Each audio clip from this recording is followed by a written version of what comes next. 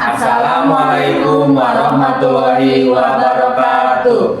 Kami calon guru penggerak Angkatan 11 Kabupaten Sumedang akan melakukan demonstrasi kontekstual modul 2.3 coaching dalam supervisi akademi. Saya Sirojudin Abbas dari SDN Cimanggung 3. Saya Dini Nur Fitriani dari SDN Cikahuripan. Saya Witri Cahyani dari SMP Yudhistira. Selamat menyaksikan. Assalamualaikum Bu Witri. Waalaikumsalam Udin. Gimana kabarnya nih Bu Witri? Alhamdulillah baik. Kabar Ibu gimana? Alhamdulillah Bu Witri baik juga. Nah, sebelum kita melakukan coaching, sebagai awal saya akan melakukan beberapa pertanyaan nih ya Bu ya. Pertama-tama saya akan mendiskusikan rubrik penilaian kita hari ini ya Bu. Baik, Ibu pada coaching hari ini, coach dan coachee akan saya amati dan nilai sesuai dengan rubrik penilaian. Apakah sudah sesuai dengan Alur Tirta atau belum? Kemudian bagaimana Ibu memberikan pertanyaan berbobot kepada coachee, dan juga bagaimana coachee tersebut merespon atau menanggapi pertanyaan dari Ibu ya. Nah, jangan lupa juga disesuaikan dengan prinsip coaching ya Bu ya, yang dimana pertama ada kemitraan, proses terkait, dan memaksimalkan potensi. Pertanyaan pertama yang akan saya tanyakan kepada Ibu adalah kompetensi apa yang akan Ibu kembangkan pada coaching kali ini?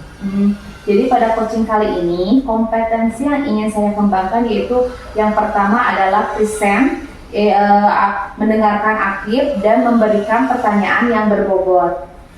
Pertanyaan yang kedua, kompetensi mana yang akan Ibu kembangkan secara spesifik yang ingin diobservasi? Nah, selanjutnya adalah kompetensi spesifik yang ingin saya kembangkan yaitu mendengarkan dengan aktif dan memberikan pertanyaan-pertanyaan yang berbobot juga Bu. Kemudian yang terakhir ya Bu ya, indikator yang bagaimana yang diinginkan oleh Ibu dalam proses coaching kali ini? Saya ingin coach saya ini bisa menemukan solusi dari permasalahan atau menemukan langkah-langkah dalam mengatasi permasalahannya itu sendiri, seperti itu Bu. Bagus sekali ya Bu Witri. Demikian dulu ya praobservasinya kali ini. Silahkan Ibu melakukan coachingnya terhadap coaching. Ya baik Bu, terima kasih atas kesempatannya. Ya, sama-sama. Selamat siang Pak Abbas, bagaimana kabarnya? Selamat siang Bu, kabar saya alhamdulillah baik. Hari ini kita akan melakukan kegiatan coaching ya Pak. Kira-kira ada cerita apa ya dari Pak Abbas? Saya lihat kok kurang semangat. Iya Bu, begini, saya merasakan sebuah keresahan di dalam kelas saya. Siswa di kelas saya ini cenderung tidak bisa diam dan bikin kegaduhan, terutama anak-anak yang pintar. Ketika saya memberikan materi, semua antusias. Namun saat penugasan, anak-anak yang pintar ini cepat selesai, dan kalau sudah selesai, langsung bikin ulah, bahkan mengganggu temannya Bu. Berarti dalam pembelajaran di kelas Pak Abbas, ketika penugasan, anak-anak yang pintar cepat selesai dan bikin ulah seperti gaduh dan mengganggu temannya yang belum selesai. Nah, dari percakapan kita nanti, apa yang menjadi harapan Pak Abbas?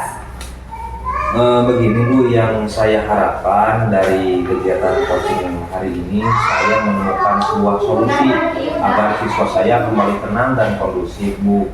Saya ingin kelas saya menyenangkan dan tidak terjadi kegaduhan, sehingga saya bisa mencapai tujuan dalam pembelajaran saya.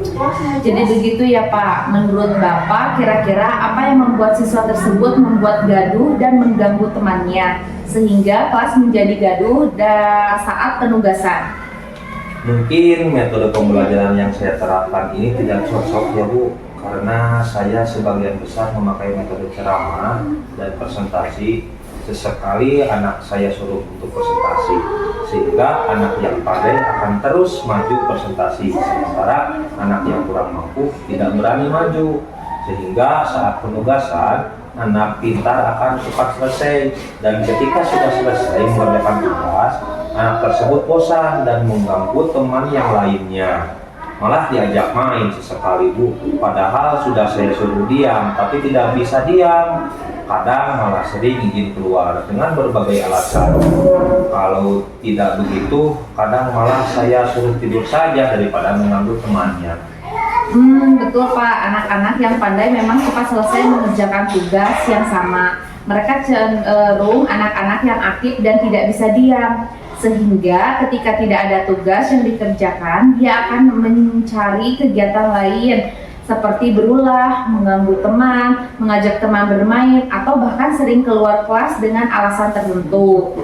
Nah, kalau seperti itu, kira-kira apa yang bisa membuat siswa Pak Abbas kembali fokus dan kondusif dalam proses pembelajaran?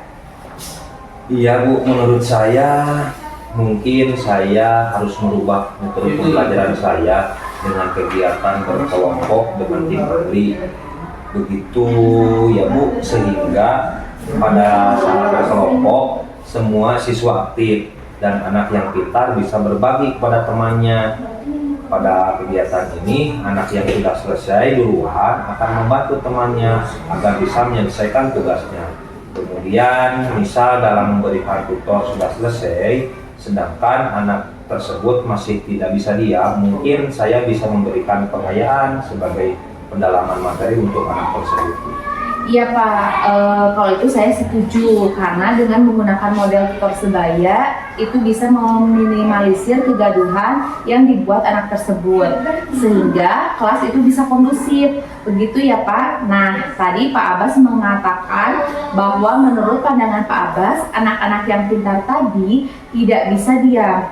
Kira-kira apa yang membuat Bapak berpikiran bahwa anak-anak pintar tersebut tidak bisa diam dan aktif di kelas? Iya Bu, karena saya sudah membuat asesmen di kelas saya.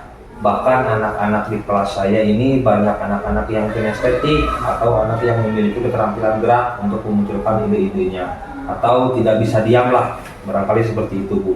Ketika tidak ada pekerjaan, maka anak ini akan mencari kegiatan lain, bisa jadi juga mengganggu temannya. Oh, betul Pak. Memang anak kinestetik cenderung tidak bisa diam. Dia akan terus mencari kegiatan lain ketika pekerjaannya sudah selesai. Bisa jadi kegiatan yang dipilih ini bernuansa positif ataupun negatif, termasuk mengganggu teman tadi. Iya Bu, malah teman-temannya juga ikut membuat kegaduhan dan lupa akan tugasnya belum selesai gitu mengerjakannya. Iya Pak. Nah, menurut Pak Abbas, kira-kira pembelajaran yang dilakukan Pak Abbas itu seperti apa? Sehingga anak-anak ini tidak sama. Ada yang cepat selesai duluan, ada yang sangat lama sekali mengerjakan tugasnya. Selama ini pembelajaran yang saya lakukan sebenarnya biasa saja Bu. Saya menjelaskan materi, kemudian saya mengajak diskusi. Saya juga memberikan kesempatan anak maju untuk presentasi.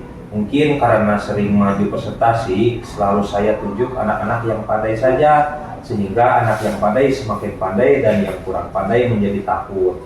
Di samping itu, saya juga memberikan soal yang sama dan standar dengan KKO. Masih level tengah lah kira-kira Bu, sehingga anak pintar cepat selesai dan anak yang kurang pintar justru sangat lama. Begitu ya Pak. Memang betul Pak, kegiatan Pak Abbas seperti diskusi dan presentasi sebenarnya sudah baik, namun masih kurang efektif karena yang tampil ke depan hanya anak yang pandai saja. Kemudian ketika pembuatan tugas, KKO yang Bapak tampilkan di level tengah dan kurang diferensiasi dalam levelnya. Sebenarnya saya juga sudah menggunakan sumber belajar berupa buku paket dari pemerintah, terus link-link pembelajaran di YouTube. Selain itu saya juga menggunakan LKS yang berisi materi dan juga soal-soal latihan yang bisa mempermudah siswa menguasai materi.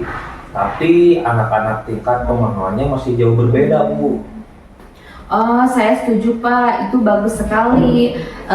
Tetapi akan lebih bagus lagi jika dalam menggunakan sumber belajar bisa bervariasi ya Pak, sesuai dengan minat anak, sehingga anak bisa memilih sendiri dengan cara apa mereka belajar. Nah, selain dari sumber belajar tadi, adakah solusi atau ide-ide lain yang bisa Bapak munculkan dalam mengatasi masalah ini? Iya Bu, solusinya mungkin saya akan menuntun anak yang pintar tersebut untuk menjadi tutor dari teman-temannya, sehingga akan ada aktivitas yang dikerjakan oleh anak tersebut.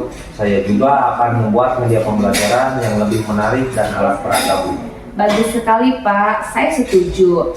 Nah, untuk strateginya kira-kira strategi apa yang akan Pak Abbas gunakan untuk mengembalikan suasana belajar yang kondusif tadi?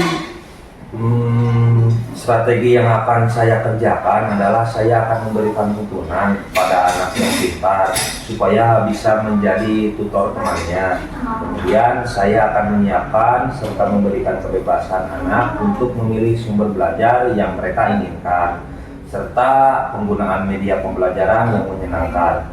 Saya juga akan membuat kesepakatan kelas dengan siswa. Saya akan bertanya nih, kira-kira pembelajaran seperti apa yang diinginkan siswa saya, begitu kira-kira Bu.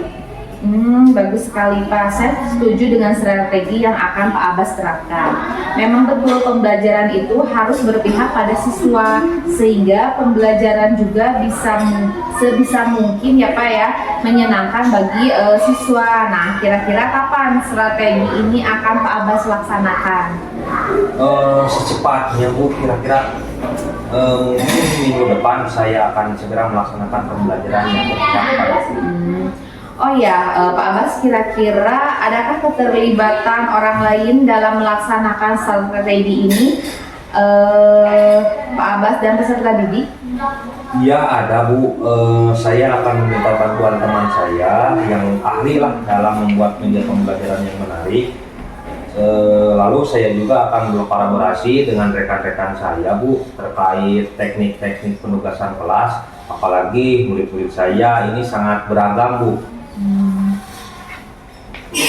Baik Pak, dengan adanya kolaborasi dan bertukar pikiran, kita bisa menambah kekuatan bagi Pak Abbas. Nah, kira-kira menurut Pak Abbas, untuk target pencapaian keberhasilan yang lainnya seperti apa?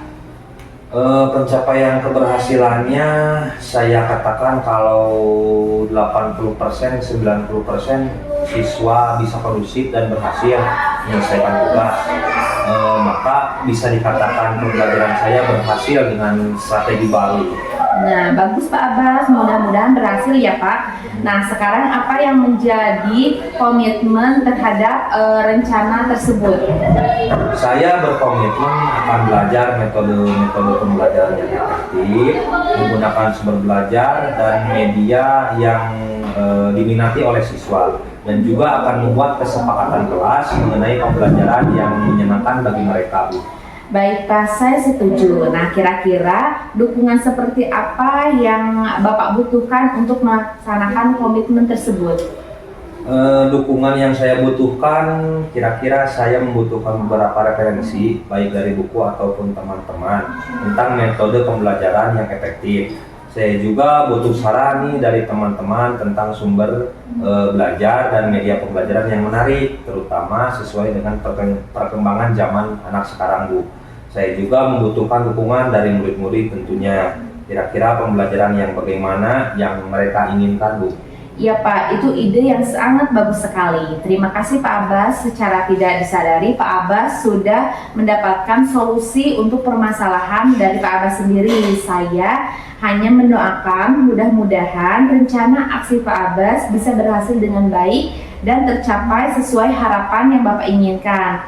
Mungkin 1 minggu lagi saya tunggu hasil dari rencana aksi Bapak. Semoga sukses. Amin Bu. Baik Bu, terima kasih sudah membantu saya melakukan coaching sehingga saya bisa menemukan solusi atas permasalahan saya Bu. Ya baik Bapak, sama-sama. Assalamualaikum Bu Fitri. Waalaikumsalam Sudin. Tadi Bu Fitri sudah melakukan coachingnya dengan Pak Abbas. Ya betul sekali, alhamdulillah sudah Bu. Sebelum penutupannya Bu ya, saya akan menanyakan beberapa pertanyaan ini pasca observasi. Yang pertama, apa saja yang sudah Ibu lakukan pada saat melakukan coaching terkait indikator ketercapaian yang diinginkan? Jadi di coaching kali ini saya sudah melakukan coaching dengan alur tirta, menanyakan tujuan, lalu identifikasi, rencana aksi dan tanggung jawab, sehingga alur tersebut itu bisa menggali coaching untuk menceritakan permasalahan dan menemukan solusi-solusi seperti itu, Bu.